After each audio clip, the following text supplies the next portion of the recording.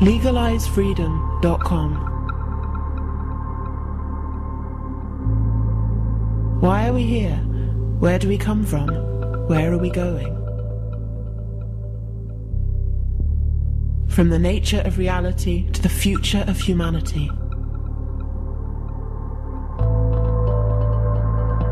Beyond politics, poverty and war. LegalizeFreedom.com.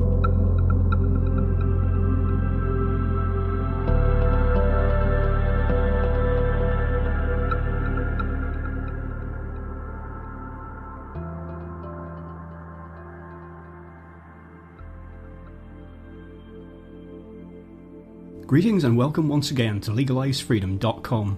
I'm your host Greg Moffat, and my guest today is Paul Kingsnorth, who joins us to discuss his work with the Dark Mountain Project. The project is a network of writers, artists and thinkers who have stopped believing the stories our civilization tells itself. They see that the world is entering an age of ecological collapse, material contraction and social and political unravelling, and feel that our cultural responses should reflect this reality rather than denying it. The project grew out of a feeling that contemporary art and literature were failing to respond honestly or adequately to the scale of our entwined ecological, economic and social crises. They believe that writing and art have a crucial role to play in coming to terms with this reality and in questioning its foundations. Hello and welcome, Paul, and thank you very much for joining us today on LegalizeFreedom.com. Thank you, it's nice to be here. Now, Paul, today we're going to talk about the Dark Mountain Project, something you've been involved with for several years. Just briefly tell listeners what it's all about. The Dark Mountain Project is something that was founded in 2009. Initially, the idea was to bring together a group of writers to honestly tackle the state of the world as we saw it. It started by myself and a fellow writer called Dougal Hine. And essentially the motivation behind it was that we looked around us and we didn't see very much writing, whether it was creative or non-fictional writing, that was really honestly looking at the state of the world today and doing it without being polemical or sort of cliched or honest, effectively. We didn't see that there was any serious, honest writing that we could come across in the mainstream, and we wanted to provide a home for it. So really we started off, as I say, trying to bring people together as a kind of experiment, and we wanted to know, I suppose, how many people agreed with us, how many writers and activists and artists there were out there who might share this worldview. Now, you published, I believe in 2009, a Dark Mountain Manifesto, which is really outlines and summarises your position and outlook. And just a quote from early on in that, actually, a quote from Ralph Waldo Emerson, which was, "The end of the human race will be that it will eventually die of civilization." Now, that might bring some people up short because they'll be thinking, well, that's the opposite, surely, of the civilizing process. You know, it isn't to kill things off, it's the spread of peace and prosperity. That's what civilization is. But reflecting on that, I mean, from your perspective, given all the work you've been doing, have you caused yourself to think differently about what civilization actually is when we get right down to it? Well, we called our manifesto Uncivilization, and that was a bit of a challenge to its readers and a bit of a challenge to us as well. I felt at the time, and I still feel now, that most of the writing we see, most of the novels, most of the poetry, most of the stuff that kind of passes for a creative challenge is over-civilized. And what I mean by that is that it tends to be very urban, very metrocentric, very centered on human needs and desires and achievements. There's very little recognition of the fragility of our civilization, and there's very little recognition of the world outside our civilization. And if we take civilization to mean settled agricultural societies, societies with cities and towns and advanced transport links and all of the rest of the things that we take for granted, we can on the one hand look at those things from our small perspective and say, well, you know, this is very nice, isn't it, if we happen to be one of the lucky middle class people in the rich parts of the world. On the other hand, we can step outside that and we can say, well, if we look at this from the perspective of everything that lives on Earth, rather than just humanity and a fairly small portion of humanity at that, we can see that it looks very, very different indeed. The thing that we call civilization is changing the climate of the planet. It's pushed us into a mass extinction event. We've got huge rapid species decline, a collapse in the diversity of life on Earth. Civilization from the outside looks like an imperial project that turns nature into human culture. It looks like a very negative thing indeed. And then we can start to, if we want to, have the debates about how fragile or otherwise this civilization is anyway. Its dependence on fossil fuels and other limited resources, and the various economic and political structures that sustain it. Our challenge with Uncivilization and with Dark Mountain generally is not to make a sort of fixed polemical point about civilization being a bad or good thing. It's not to hold up a manifesto, politically speaking, and to say, this thing is bad for this reason, must be destroyed, or this is a particular position that everybody should cleave to. It's to get writers and artists to a position where they start asking serious questions about the way that we look at the world we are living in. Yes, now, of course, and you highlight in the manifesto that so much stays the same from one day to the next in our lives, certainly the lives of those living in the developed industrialized world, that this disguises how fragile the fabric of civilization is. And you also point out not only that, but the speed with which it can unravel. And we see that, we get little glimpses of that when we see more sort of contained or limited crises involving humans, like Hurricane Katrina, for example, any of these natural events. We see how quickly the veneer of civilization disappears. Yeah, absolutely. And I think, historically, you look at every advanced civilization that's ever existed, and they've all fallen apart or declined over time. That's what happens. They usually exhaust their resource base, or they resource their kind of cultural capital or whatever aspect of it they overreach on, and they get too big and complex, and then they start to crumble. That's what happens. It's almost like a law of nature. So there's no particular reason to imagine that we're living in some exceptional time. And I think that the two challenges that we're talking about with Dark Mountain are, firstly, that sense of the fragility of civilization and what that might actually mean if we took it seriously.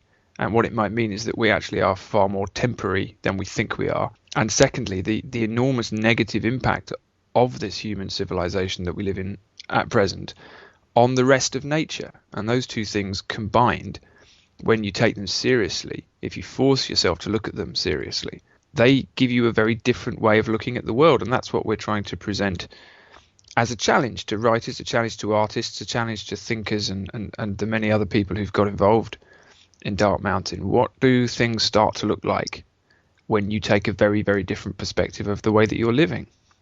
Yeah, as you point out, historically, there are many examples of what you're discussing from Sumer, Greece, Egypt, Rome, these great civilizations that came and went. And when they were at their height, or even when they were in decline, in all those cases, no one could really believe that they would disappear. There was a sort of sense of permanence. And we have that now as well, a belief that, and that's what it is, a belief really, that we're kind of it, that yes, those things went away in the past. We've learnt somewhat from their mistakes. That's not going to happen again. And anyway, our civilization can't go away. It just seems too monolithic and too permanent, despite the relatively short space of time that it's been in its current form. And you say again in the manifesto, you talk about belief in the rightness of civilization's values, belief in the strength of the systems of law and order, belief in the currency, which today probably the most artificial man-made aspect of all of this, and also belief in the future, which is really what it's all about. If we'd been having this conversation 5 or 6 or 7 years ago, it would have seemed absurd to suggest that the kind of things that have happened since 2008 in the Western world and globally were possible. This huge financial collapse, entire countries being bailed out, the euro falling apart, the American economy going into free fall, even China and India beginning to slow down. We were living in a time when we believed that everything was settled, or at least was pretty settled, and was going to continue in this way for the foreseeable future. And then we had this enormous collapse and we hit a wall. And it's been very interesting to see how people have readjusted to it, how we've kind of taken it in our stride. I don't think that's over. I don't think most serious analysts think it's over. It appears to be only the first stage of something bigger that's going on. Don't quite know what it is yet, but it's certainly evidence that we're living in a very unstable system, and that the stories we were telling ourselves about the end of history and all the rest of it were untrue. And this feeds into this bigger idea of the myth of progress, which is one of the things we talk about in the manifesto. One of the key things we focus on in Dark Mountain, because we're a network of writers and artists and and thinkers and that kind of dissolute artiste. One of the things we talk about a lot is the importance of stories. And every civilization, every culture that's ever existed has stories that it tells itself about the way the world is, about what the world is, and about what its place in the world is and what our place is in the world. We're storytelling animals, human beings, and we can't survive without stories. So if you want to understand what makes a culture tick and what makes a culture move in certain directions and what might be taboo in a particular culture and why, you have to look at the stories it tells itself. And it seems to me that some of the key stories that we tell ourselves in this civilization, which is, I suppose, Western-led, post-Enlightenment, rationalist, scientific culture, is this story about progress, technological and social and cultural progress, everything effectively always getting better, maybe with a few blips, but effectively getting better. We tell ourselves a story about human centrality and human power over nature, as we call it, and we tell ourselves the story of our separation from the rest of life. If we even talk about the rest of life in any serious way, we tend to see the rest of life as a resource in a material world, which is another story we tell ourselves. Now, those are ways of looking at things that justify the lives that we're living at the moment. And what's interesting as you watch civilizations change radically is that those stories come apart.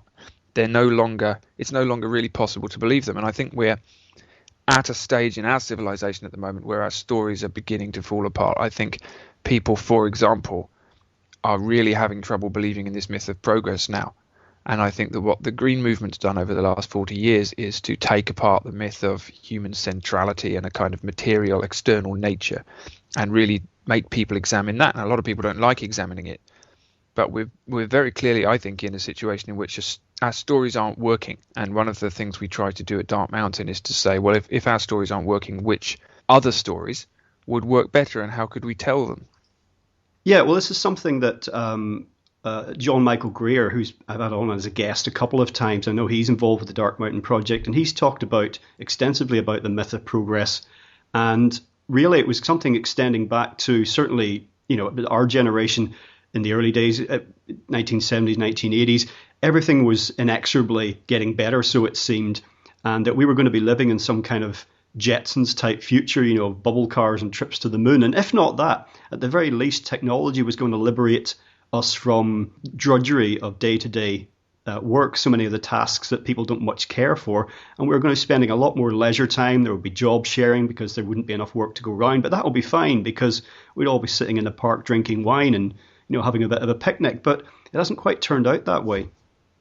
It's interesting, isn't it? Looking at these old stories. I mean, I wonder if anyone's really believed in progress since the 1970s, certainly in Britain and the West.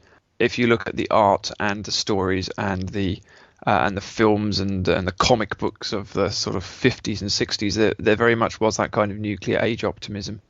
And then when you have this big economic collapse and the oil shock and all the rest of it in the 70s, I wonder if it ever really picked up again. It was always in the kind of mainstream official narrative that things were always getting better. But I question whether most people actually ever really believed it. You don't find many people now, unless they're being very forced, who will really stand up and say, yeah, I think everything's getting better and it's going to continue to get better and all of the problems are just blips that can be ironed out. It's just evidently not true. There are all these storms gathering around us. And we're kind of trapped in this. We all grew up in this civilization. We all grew up in this life, and this is who we are. We can't voluntarily step out of it very easily, if at all. We're not individually culpable or guilty of any of this stuff. We're just living our lives, and yet we find ourselves in this gigantic machine civilization, which is taking the world apart piece by piece. And it's very difficult to know what you can actually do. And one of the questions we come to again and again with the people in Dark Mountain is, what can you do?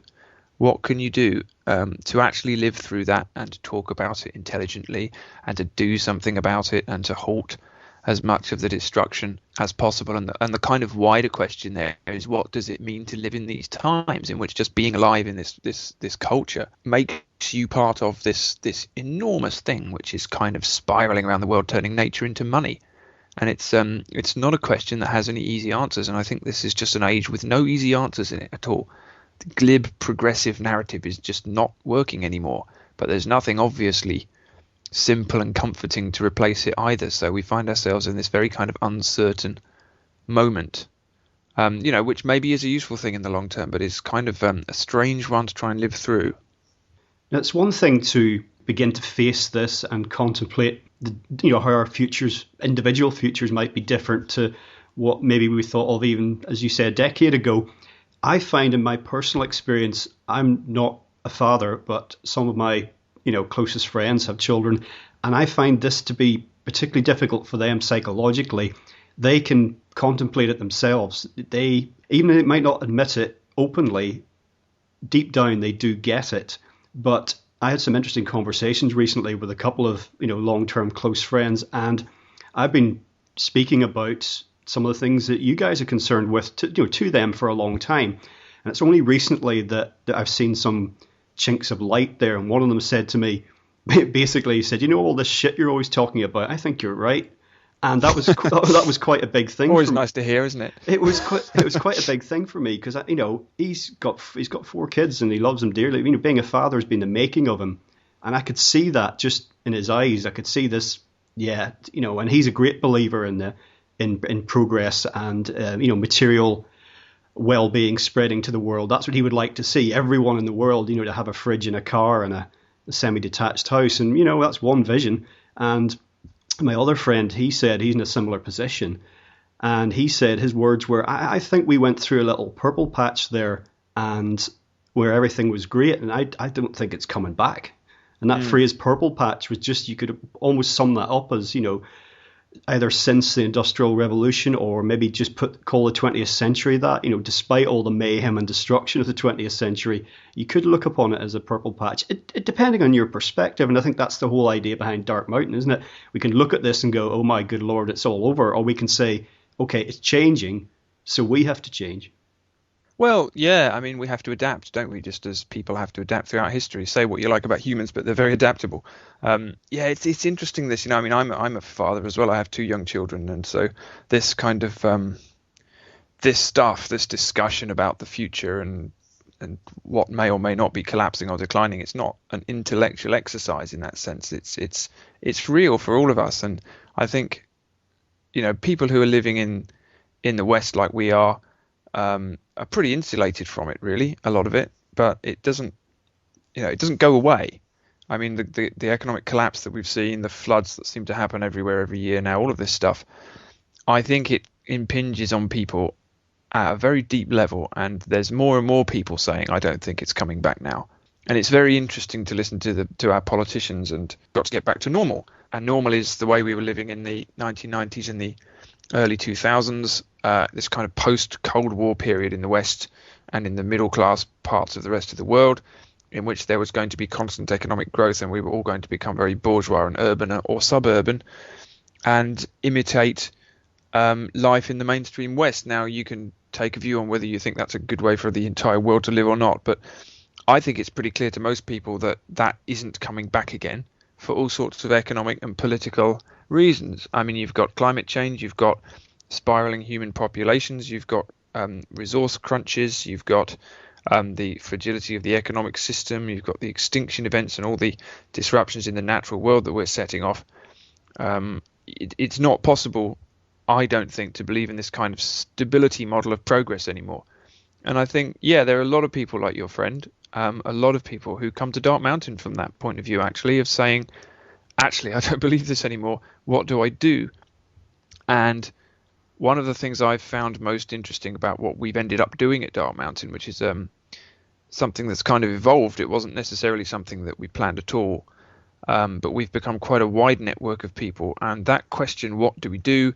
What still makes sense, is kind of at the heart of what we're talking about. And we're not in the business of offering people any obvious answers to that. We're not here to say, well, we need to do this. Here's the 5-point plan.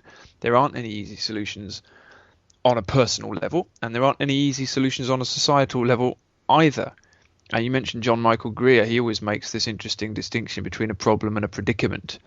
And he says that a problem is something that you can identify and potentially solve, and a predicament is something that you find yourself in and you have to live with. And that's, I think, a very useful way of looking at it. And a lot of people are beginning to understand this predicament that we're in, but that doesn't give them a sort of easy answer to it. And, people often don't want to face it because it's really scary and there's no obvious way to change your life. And if you're just living the life you were brought up to live in this culture and you gradually realize that that life is destructive and probably unsustainable, it doesn't leave you with anywhere to go, especially if you've got children and you're kind of invested in society and, you need a job, you need to pay the wages and all the rest of it, pay the mortgage. What do you do? What do you do instead? It's really not an easy situation for anybody. So even asking those questions and even facing up to that sense that things have to change and are going to change is a difficult first step to make. Yeah, it does seem that for those people who are very practically minded and are just saying, I'm going to step outside the system, and all sorts of ways that they can try and become independent, whether energy or how they generate money, how they feed themselves, how their children are educated. We're thinking like, in America, there's not so much a survivalist crowd, but just people who take themselves away and doing their version, sort of the Amish lifestyle. They just want to get off grid and, be as independent as possible. And they're seeing that as a way of preparing for the future. They're doing what they can do, and maybe some people will follow in their footsteps. But on many, many levels, that's made incredibly difficult for us. I mean, it's particularly difficult here in Europe due to population density and all sorts of other things, and sort of our culture as well.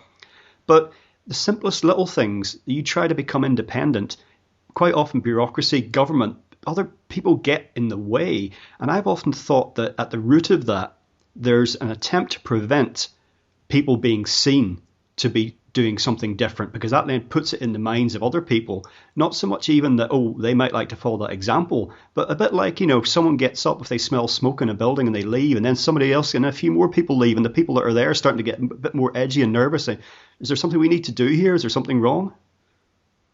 Well, I mean, you look at the way that all governments treat Romany people and travellers. I'm always very interested in looking at that, and why are travellers and gypsies persecuted so much across Europe? Why are they never allowed to stay by the roadside? Why are they never allowed to live these lives? Practically, it's not much of a threat to anyone what they're doing. It might be a bit annoying to have people camping on your land for a few weeks, but actually I think the reality of that is that there is something threatening about nomadic peoples. And tied to that, there's something threatening about people living, like you say, quite independent and very different lifestyles. I mean, I have a lot of friends, and I know people who have tried for absolutely years to build fairly small scale, sustainable, low impact dwellings in the countryside and have a few acres of land and grow their own food, and the difficulties they have and the threat that local people often think that they pose is very interesting. It's very interesting. I mean, I'm in the process of trying to do a lot of that kind of stuff myself with my family, and to try and live as cheaply and as in an off-grid fashion and as sustainably and as independently as we can. And it's very interesting how how incredibly expensive it is to live simply in Britain. I mean, the number of people I know who would like a tiny little place and a little bit of land and to live as off-grid and as independently as possible, and it's almost made impossible by the complexity of the system and the density of population and the complexity of law and bureaucracy and all the rest of it. And it's become, like I say, very expensive and very complicated just to live a simple life. And that's kind of the trap that we find ourselves in. It's impossible to escape this machine. You can't escape it. You can kind of minimize your attachment to it if possible. Try and be as independent as you can. Try and maybe live in a way that has some integrity. But you can't escape it. It's a huge thing that we were born into. We're at that stage of civilization where it's very, very complicated and top heavy, and there's no escaping its influence. You can't just move to the woods and live in a tent as you may have been able to do a few hundred years ago. It's not a feasible thing to do, and that puts, again, people in a situation where even if you can identify what the problems are, you find it very difficult, if not really impossible, to extricate yourself from them. Now, since 9/11 in particular, there's just been enormous emphasis on terrorism and combating terrorism. Or perhaps they should try avoid creating terrorists really in the first instance. But it's become it's an obsession really globally. And it's certainly turned attention away from environmental issues. We hear a lot about climate change and global warming, call it what you will, in the media. But really the terrorism thing is seen as like top priority, number one. Got to take care of that first. And since the financial crash of 07-08, an almost equal obsession has been with fixing, put that in air quotes, fixing the global economic system. And that too has steered us away from environmental concerns. And there's a great irony there in particular, because that most, as I referred to earlier, that most unreal human construction of all, the monetary system, that may lead the way in this collapse because it underpins so much of what's happening with energy, the environment, and ecology, and it's distorted all those as you turn them all into markets, and it's actually causing them to be pulled apart. Well, it's an interesting example of how short term always triumphs over long term, I suppose. I mean, terrorism is a real thing in the sense that, we get attacked in this country. It doesn't affect the vast majority of people, but, the government is always going to want to focus on it. And the economic system is what we live or die by. And we've got ourselves into a situation where if we don't have continued economic growth, our society starts to fall apart, which is a pretty bloody difficult situation to be in. So what we call the environment, in quotes, always gets pushed to the back. And we still have this attitude, we've had it as long as I can remember in this society, that the environment is a kind of luxury thing. And you hear this narrative all the time, environmentalists, they're just middle class romantic people who are concerned about stuff that isn't relevant to most people. Most people care about jobs and welfare and all the rest of it. And that's true on one level because people, have to live. And the thing that affects people most is being able to pay the bills and have somewhere to live and bring their kids up and all the rest of it. But at the most fundamental level, this thing called the environment is actually the natural world of which we're all a part. And it's far more fundamentally significant than anything else. Absolutely anything else, whether it's social justice or house building or economic growth or whatever you care to mention. If you have got a collapsing set of ecosystems, if you are tearing nature apart in order to build a society that you consider to be important, then you're doing something fundamentally unsustainable in every sense of the word. So, but we're unable to see that because the system that we are operating within sees nature as this kind of externality. I'm not sure there's very much you can do about that. I think that the values of our system come from the kind of economy that we're running.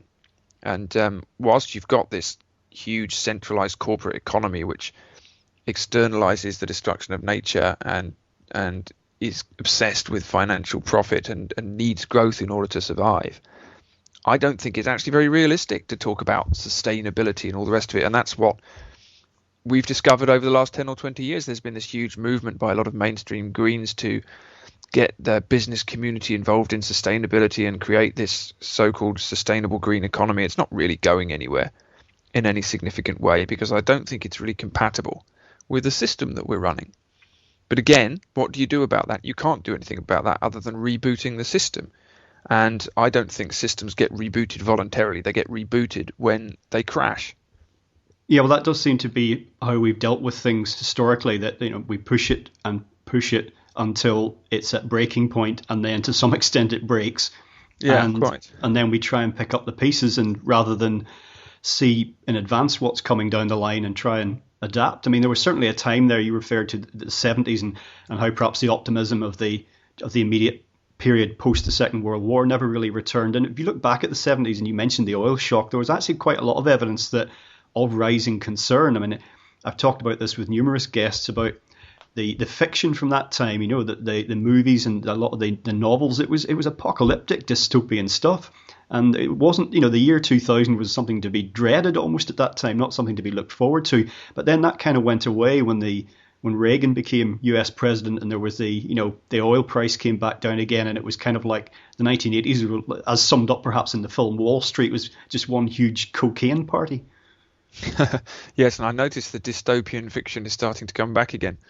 And even apocalyptic newspaper columns are popping up now. Yeah, I mean, you can look at, I suppose, the 80s and the 90s and the early part of the 2000s as this kind of quarter of a century of growth and abundance based on cheap oil. But again, even that is a bit mythical when you look back at it, because the bubble was always going to burst. And one of the reasons it was going to burst is that the huge amount of economic growth that was happening in that time was creating this build-up of environmental destruction, climate change being the most obvious example of it and the one that seems to have caught the media imagination, but it's only one of them.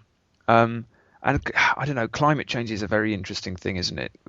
It hangs over our culture like a kind of great myth, and people take from it what they want to take. And there's this huge movement of people out there who are denying that it exists, because if they accepted that it existed, then it would blow apart their whole progressive worldview. And then there's another movement of people who think it's going to be virtually apocalyptic. And then there's a kind of mainstream green movement which still thinks we have time to somehow turn it all around if we have enough treaties and get enough business leaders around the table with politicians and all the rest of it. And whatever you kind of read into it or take from it, it's like this huge cloud hanging over this society, and you can't avoid it anywhere. And it's a really interesting sort of symbolic,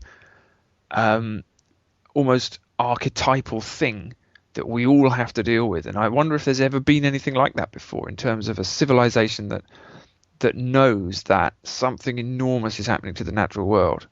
I mean, it's this, up until really the second half of the 20th century, every culture, every civilization that's ever existed really took nature for granted, because it still seemed so big and so domineering, and we wanted to tame it, or we wanted to conquer it, or we wanted to keep it out. But there was never a sense before that nature was something that we could either destroy or turn upside down so badly that it would take us with it. I don't think, certainly not on a global scale.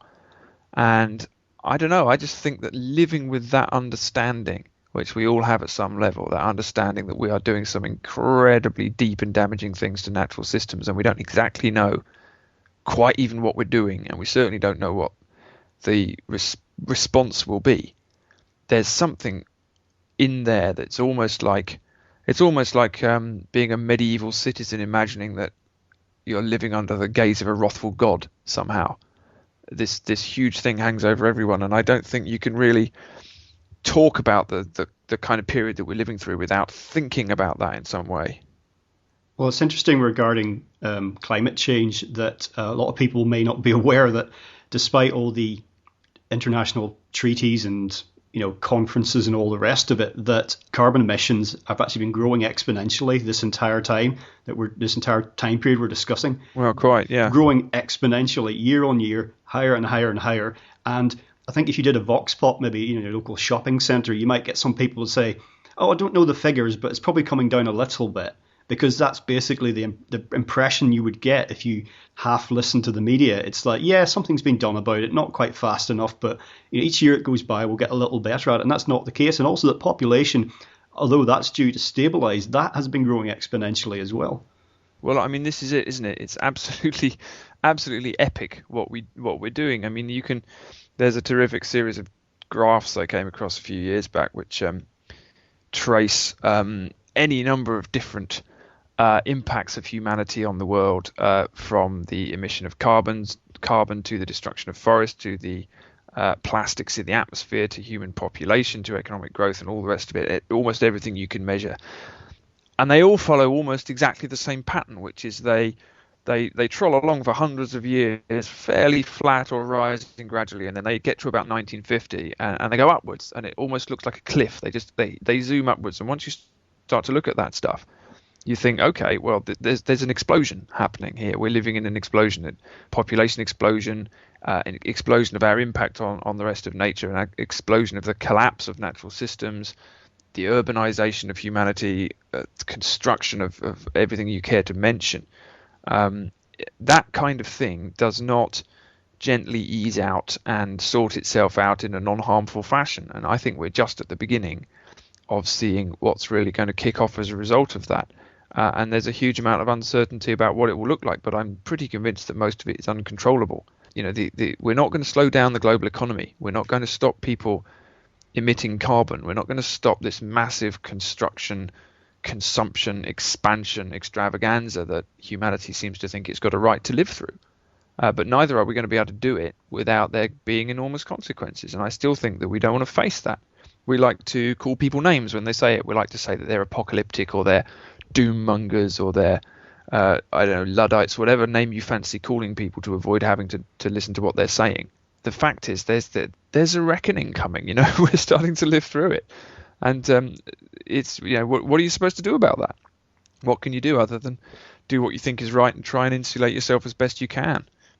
Now, one of the concerns that I have in terms of response to all this is within the political arena, the rise of the demagogue, a sort of strongman politician for troubled times.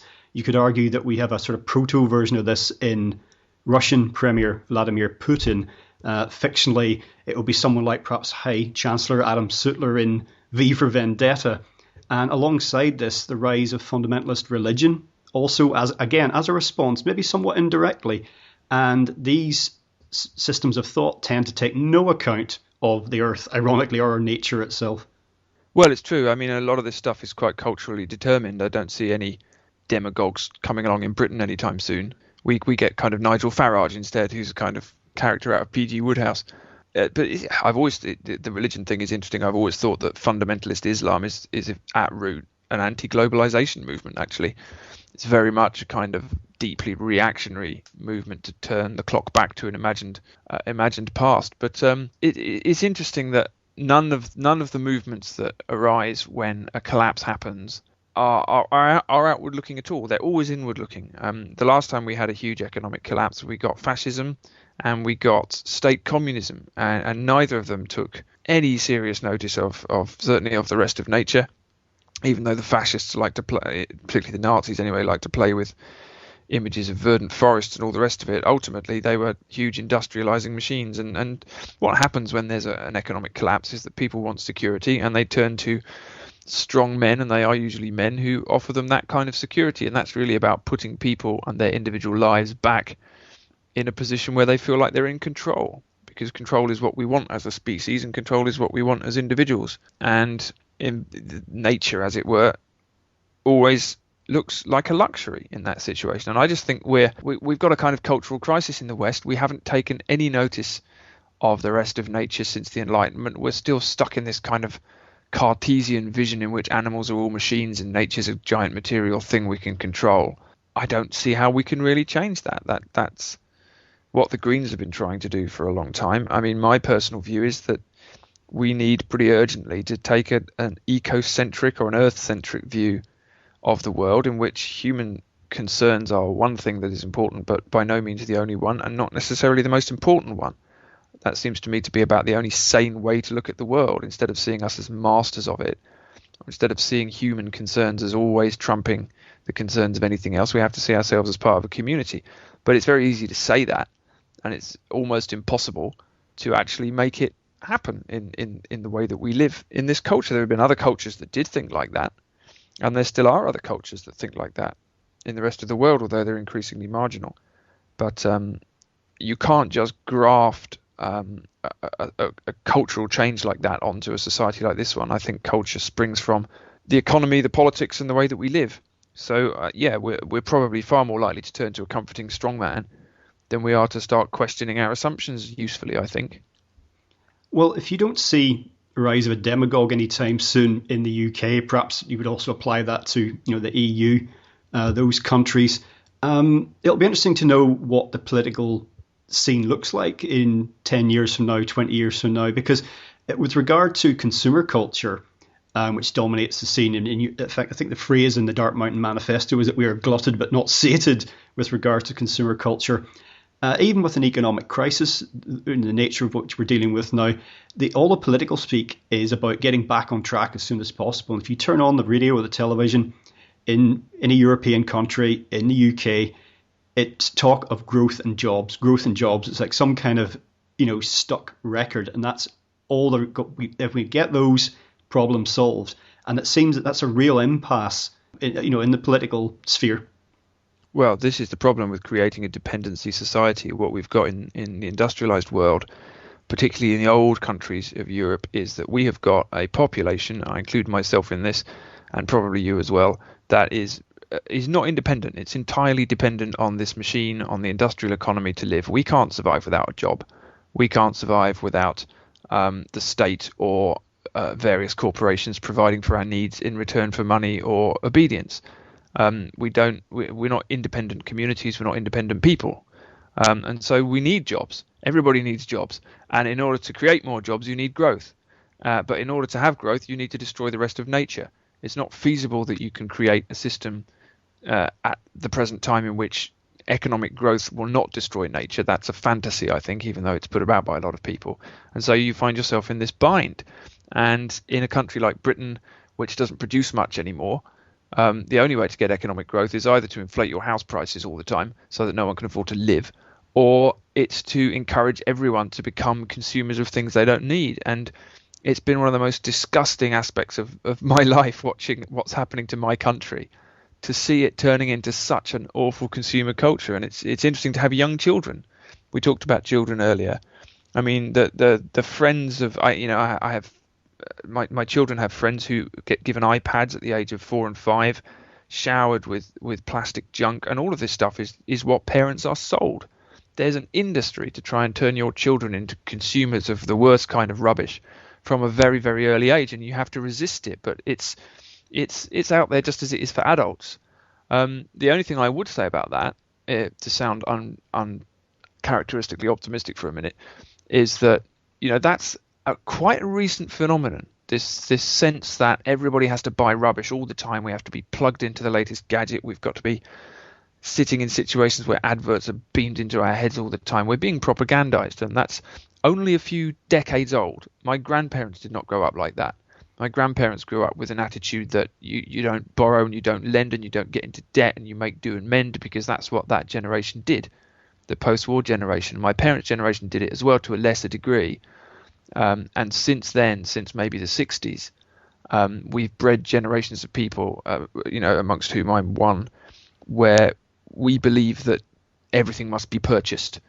And we have bought into this kind of consumer monoculture. But I think that could fall apart quite quickly, actually, because I think increasing numbers of people find it just really distasteful, and really pressurizing and really difficult. And there are lots of people who would like to step off this bandwagon if they thought they could. And I think that's the kind of thing where potentially you could get a real cultural change quite quickly.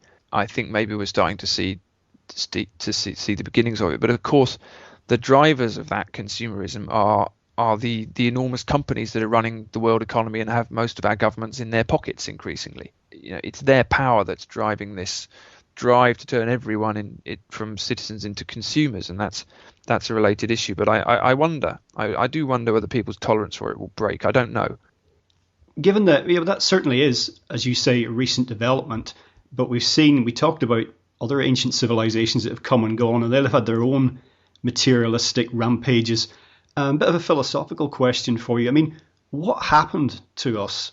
I don't know if you're much of a scholar, really, of history or philosophy, but did something happen to us in the past? Was there some great trauma, some rupture in the collective consciousness? Was it some version of the Garden of Eden story, or the Great Flood, or some cosmic catastrophe? Well, I think it depends what you mean by we. I think we have to be a bit careful. Some of this stuff that's going on is a crisis of Western civilization. What we're talking about when we talk about these forces that are so enormously destructive at the moment, they seem so culturally and psychologically destructive of the way that we live as humans, and they're so obviously measurably destructive of the rest of nature. It's quite a particular culture. It really is Western, industrialized, post-Enlightenment, materialist, rationalist, whatever you want to call it. That's the culture that's spreading to the world and is doing the damage. There are other cultures, certainly there have been throughout history, and there are now, and I've spent time with some of them, who have a totally different attitude to the rest of nature, and who live in a different way, and who have very different social structures, very much different ways of seeing the world. I think it's important to understand that there are really a lot of different ways of seeing the world, and this one is only one of them, even though we like to believe that it's the one that everyone else will inevitably end up buying into. I really don't think it is, because I don't think it works. So I think it's more of a case of we got into a particular cultural model in the West at a time when we also discovered huge reserves of fossil fuels, which through the use of increasingly advanced technology, we decided that we could burn and turn into incredibly advanced machinery, which to many of us is very attractive. Here we are talking on computers. This is exciting stuff in lots of ways. And we've just got to a point where it's got completely out of control. And it doesn't take too much time for generation after generation to become cut off from where we actually were. We're at a point now in Britain where most people don't know how to identify different types of tree. They couldn't walk down the a country lane and work out what to eat from the hedgerows. They don't really know where food comes from. It's only taken us a few generations to get to that point.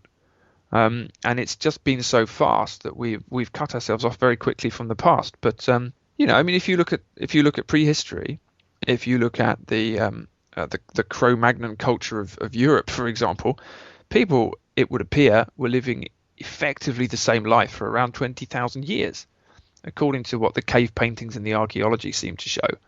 People were living in a sort of nomadic hunting and gathering culture with more or less the same level of creativity and productivity for 20,000 years, and they managed to do that without destroying themselves or what they were living from. So I don't know, it's tempting sometimes, isn't it, to think humanity is a kind of virus, but I think another way to look at it is that this way of living is a virus, and it has been demonstrably possible for humans to live in other ways. So our question now has to be, what other ways could we be living as this thing starts to fall apart? Yeah, we spoke earlier about the importance of meaning and of stories. And in terms of Dark Mountain Project as a response to our predicament, you speak of the last taboo of ecocide. And basically, that's what we've been discussing all along here, is this idea that people need to come to terms with.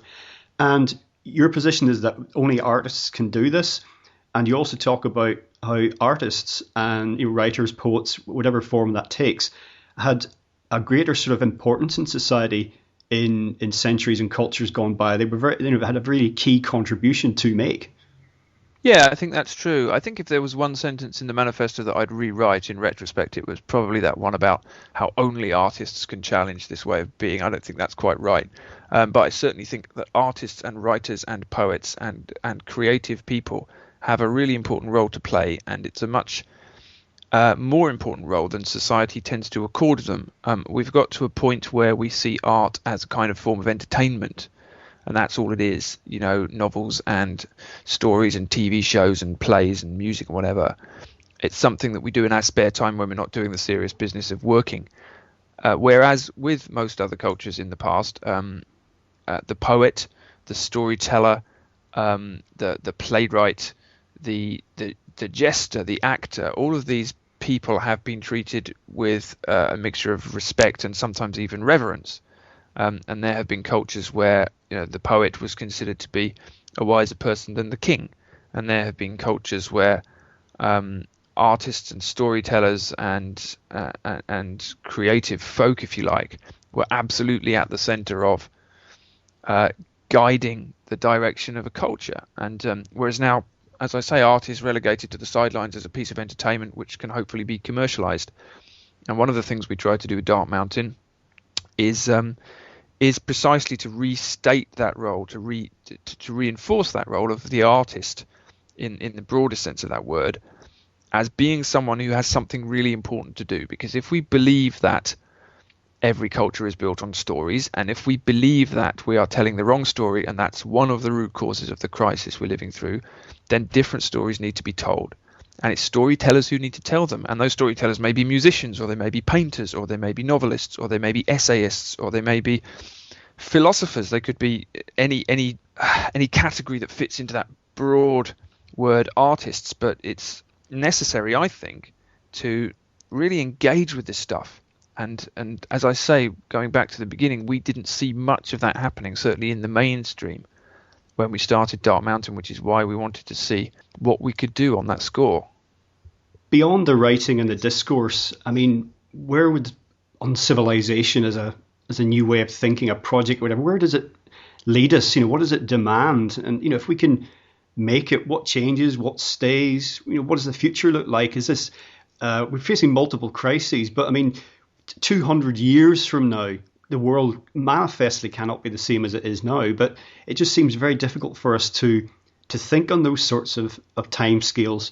And maybe these step changes are just going to be forced on us, and our generation will accept, a couple of fundamental changes, and our children and their children, and each, it'll be a step down process with each society accepting changes. And maybe then, if we make it, whatever that looks like, the world will be radically different, but we just didn't get there overnight. Yeah, I think that's quite likely. I always like to furiously resist any invitations to predict the future. I think that's probably a wise position. Yeah, look, I mean, all I would say is that obviously we're living in an unsustainable world. I know that's a much overused word, but it's not culturally sustainable. It's not economically sustainable. It's certainly not ecologically sustainable. It's probably not psychologically sustainable either. I just think we're reaching breaking points really in all sorts of ways. And yes, I imagine we'll probably have a kind of stepped collapse, a stepped change. It would be nice to think, wouldn't it, that the world would be much better in 200 years' time. Who knows? But certainly I think that when people look back, one of the things we wanted to do with Dark Mountain, and I think it's one of the phrases maybe that we even use in the manifesto, is that we want to try and produce writing and art that won't look irrelevant when people look back in 50 years' time. Because I have a sense that a lot of the novels and the poetry and the rest of it and the visual art that's being produced in this culture today is just going to look irrelevant in half a century or a century's time. And people look back knowing what they know and knowing what we knew about the state of the world beyond our kind of doorsteps. The fact that people are still writing and producing art that's so small and so focused on our own kind of petty domestic concerns when we've got all this big stuff going on that we need to somehow re-engage in. I think that's going to look pretty strange. So one of the things, as I say, that we try to do is to redress that balance.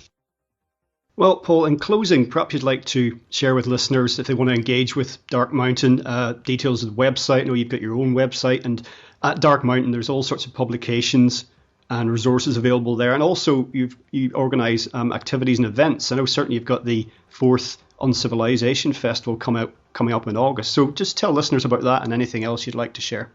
Well, we produce an anthology every year of uncivilized writing. It's a 300-page book. It's a hardback book. It's beautifully produced and it's full of essays and poetry and stories and art and other uncategorizable things. From next year, we're going to start doing that biannually instead of annually. And we're actually currently launching a subscription system whereby people can sign up and support the project and receive those books. So that's something that people may want to be interested in. We've been running a festival for the last 4 years. We're actually running our last centralised festival this year in August in Hampshire. And that's going to be full of musicians and writers and poets and speakers and all sorts of mysterious happenings in the woods. We run other things as well. We have writing workshops and we have book launches and musical evenings and all sorts of gatherings around the world. People have set up their own Dark Mountain groups. There are 20 or 30 of them around the world in various different places, and all sorts of events and happenings are springing up around the world. So probably the best way for people to get involved is to go and visit our website, which is dark-mountain.net, or you can just Google Dark Mountain Project and all of the stuff is on there about what we do. We're always looking for writing. We're always looking for ideas. We're always looking for people who have something to offer, and we like people to get in touch, because what this is really about is building a wide network of people who want to respond to this challenge. So yes, it would be terrific if people felt after having heard this that they might want to look further into what we do. Excellent. Well, Paul, thank you very much for joining us today on legalizefreedom.com. Thank you very much. Well, folks, once again, that is it for another week. As ever, thank you so much for listening. If you enjoyed the show, please check out the website, legalizefreedom.com. That's legalize-freedom.com. And there you'll find an archive of programmes on many equally interesting and important topics. Until next time, I'm Greg Moffat, and you've been listening to legalizefreedom.com.